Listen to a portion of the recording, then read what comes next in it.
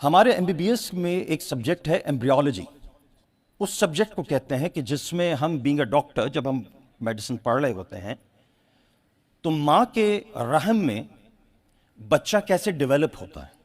Developmental stages of embryo, وہ 9 مہینے رب العزت ایک نئی زندگی کو ماں کے رحم میں کیسے تخلیق کرتا ہے. یہ پورا سبجیکٹ ایمبریولوجی کہلاتا ہے.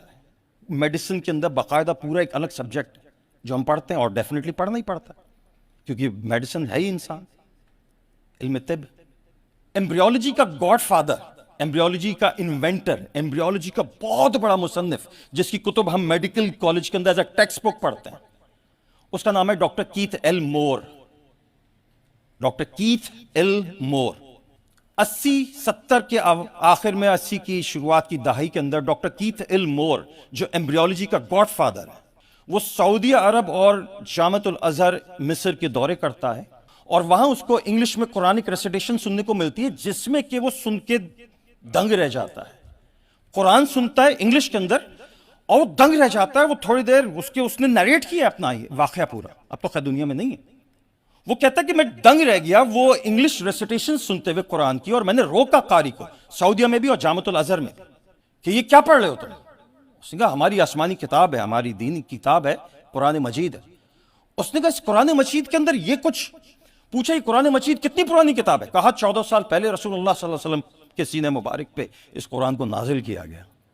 جس سینے کی قسمیں کھائیں گے، جو سینہ بھرا ہوا علم سے، جن کو وہ کچھ پتا تھا جو پہلے ہو چکا تھا، اور جن کو وہ کچھ پتا ہے جو آگے ہونا ہے. وہ ڈاکٹر بولتا ہے کہ یہ جو کچھ تم نے قرآنی آیات پڑھی ہیں، اس میں تو بچے کی نشو و نما کے مختلف درجے بتائے گئے ہیں کہ پہلے ایک بچہ کس شکل کا ہوتا ہے. میں نے اس پہ پورے لیکچر کنڈکٹ کیے تھے ایک مسجد.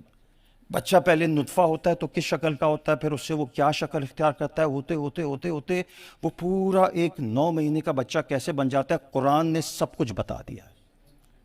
اس ڈاکٹر کیتھ ایل مور کے پتہ ہے کیا الفاظ تھے؟ اس نے کہا کہ آپ عجیب قوم ہو، تمہارے نبی نے تو 1400 سال پہلے سب کچھ تمہیں قرآن میں بتا دیا، تم نے کھولنے کی توفیق نہیں ہوئی. ایمبریولوجی کا گاڈ فادر تو کوئی مسلم ڈاکٹر ہونا چاہیے تھا.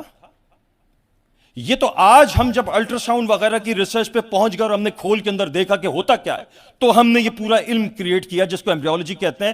تمہیں تو قرآن مجید نے 14 سال پہلے بتا چکا تھا. فیوچر پرسپیکٹو پتہ ہے کیا ہے؟ فیوچر پرسپیکٹو میں آپ کو عرض کرتا ہوں کیا ہے. یہ نوجوان جوگ دا جوگ اسلام کی طرف واپس آ جائیں گے. اس تفسیر کے اندر آسان زبان میں وہ تمام نکات اٹھائیے قرآن کے جو قرآن نے دنیا جہاں کے علوم کے اوپر بتا دی. اس میں فزکس بھی ہے، اس میں کیمسٹری بھی ہے، اس میں ایمبریولوجی بھی ہے، اس میں اسٹرانومی بھی ہے، اس میں اسٹرالوجی کے اوپر. اب تک یہ بات ڈسکور ہو چکی ہے کہ قرآن کے اندر دنیا جہاں کے کچھ نہیں تو کچھ نہیں 9999 علوم موجود ہیں.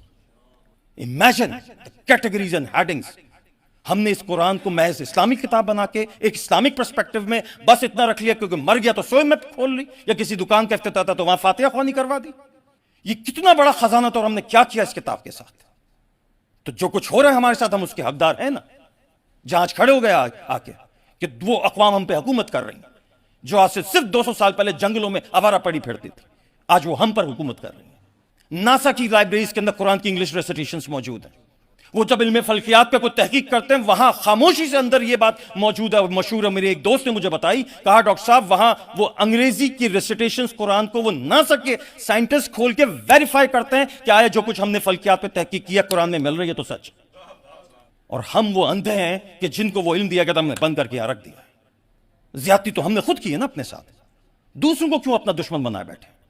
ہم خود ہی اپنے بڑے دشمن. اس طرح کی مزید ویڈیوز دیکھنے کے لیے ہمارے چینل کو سبسکرائب کیجیے کہ ایسا ممکن ہو جائے آنے والے مستقبل میں کہ ہم دنیا کو اسلامک ایجوکیشن کریکولم واقعتاً دینے کے قابل ہو جائیں انشاءاللہ.